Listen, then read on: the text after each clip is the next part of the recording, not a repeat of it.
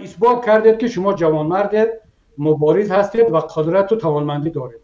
این را فقط به مردم همسایه قرقیز اثبات نکنید، با آنها علاقه اثبات کرده توانستید. این را به حکومت رحمانوف هم باید شما اثبات کنید.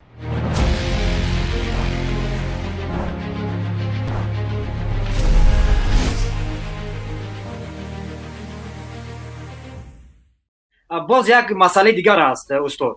قرقیزها 4 طرفی ورخ عقاب گفته ایستاده است که پوزیسیا گرفته که ما میخوایم جنگ کنیم. با گفته شنید قرقیزها نمیآیند، میخوان که مردم ما رو زنن، تیربارون کنن. لیکن حکومت اینجا هیچ کار نمیکنه. امروز خبر است که چند بچه‌ای که لیدر هستند در بین خلق گپ شو میگذارند، وطن دوست هستند، در حقیقت برای مرز شب و روز اونا میستند در مرز. اونا را مثل دمشق اریز دادگی. همین را ما نمیفهمیم. مردم گفتن سوال کنن همین را باید چیکار کرد، چه خیلی همین مسئله را حل کرد. начальнику занг задаган, начальнику амнияту, замначальник милиция гуфтаган ки ту дар хонашин, гӯё ки туро мо зиндон кардем, аз Қирғизистон ба мо занг задан гуфтан ки туро мо зиндон кунем, гӯё ки ту иғвогар ҳастӣ, шаҳрванди моро. баъд ҳукумати мо мардума бачаҳоро гуфтаган ту дар хонашин ё ки мо маҷбурем ки гуфтаи Қирғизистонро иҷро кунем, туро барем зиндон кунем. ин намуда. баъд иҷо савол меояд ки аз тарафи Қирғизистон ман номбар мекунам Эркин Усаров, Эркин Усарова, Талай Ибрагимов و ارکین جولچیف رئیس قشاق اقصای است که مردم خودشون جمع میکنن، ناصرینشون میگردن میبرن، ورخای سانسور میکنن، ماشینای ما میدورن، میزنن، زن و مردی کودکان هم زلوز میگیرن. قرقیزستان یا که تاجیکستان حکومتو یگان چاره‌جویی نمیکنن. ما همچون شهروند ورخ بیزار شده هستم از این کانفلیکتو که هر چیز زودتر حکومت حل کند، لیکن هر بار امیدوار میشم که حکومت حل میکنه، حکومت کار نداره. همینجا ما باید چیکار کرد؟ مردم ورخ، مردم خواجه علو چورکو، مردم طرفی اوج قلعه زیاد همار قرقیزستان هستیم، زیاد مردم نمیدونن چیکار باید کرد. با حکومت ما باور نداریم. چی توصیه میتیم؟ سلامت باشید برادر عزیز. من توسط شما پیام درود خود را بار دیگر به مردم ورخ، چورکو و همه مردم اصفهان، خواجه علو، سرخ و دیگران میرسونم. باید مردم گفته که مردم چیکار باید کند. مردم اصفهان و مردم تاجیکستان در مجموع از مقامات تاجیکستان باید طلب‌های قطعی کنند. همونطوری که من در صحبتم گفتم که ما دیگر طلب کردن رو بیاموزیم. حداقل از قرقیزها بیاموزید که مردم قرقیز چیکار کرده ایستاده است، از حکومتش چگونه طلب میکنند. ما از گنرال‌های خود از حکومت طلب کردن رو بیاموزیم. از آن جمله در مسئله مرزی هم. یکم چی طلب کنیم؟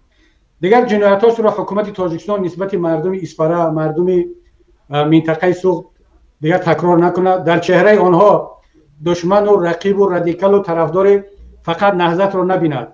اینها نهضتی بودند، باقی خواهند ماند. میخواهند نمیخواهند. من این آشکار میگم. مردم مبارز، مردم اصفهان، مردم سوق، مردم تاجیکستان در مجموع اینا با نیروهای ملی بودند، هستند و خواهند ماند. رحمانوف چی معقولش هست یا چی نیست. اگر بازم ادامه بدهد که شما نهضتی و شما طرفدار نهضت، مشکلاتش با قرقیز حل شده، باز اینها را شکار کردن بگیرد، بداند که مردم دیگر مردم پیشینه نیستند. پس طلب اول شما باید این باشد که از حکومت تقاضا کنید که مناسبتش را با مردم تغییر بدهد. دوم اینکه این قهرمان‌های مردم را، شخصیت‌های با آبروی مردم را رها کند، آزاد ماند. هم از حبس خانگی و هم طلب کرده بودم من که داملا نعیم جان را از زندان آزاد کند. این را باید شما طلب کنید برادران و خواهران اصفهانی. چرا من باید طلب کنم و شما خاموش باشید؟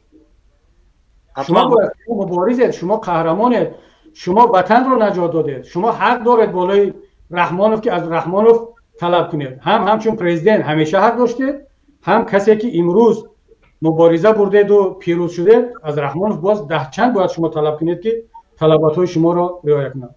و از همه مهمش من این نکته را برای شما باز تکرارا میگم. برادران عزیز، ملت تاجیک، اگر در مرز تاجیکستان و قرقیزستان مردم زندگی نمیکرد، اهالی نمیبود، مردم مبارز ورخ و چارکو، خواجه اعلی و آچ قلچه نمیبود، اینها برای خانه و در و منزلشان مبارزه نمیبردن، رحمانوف و حکومت رحمانوف یگان ارزش برایش این مرز نداشت، مثل همون مرز ما و شما در بدخشان این را که 10 برابر بیشتر از مرز قرقیزستان بود با خطای داد، اصلا این را یک پیروزی دانست.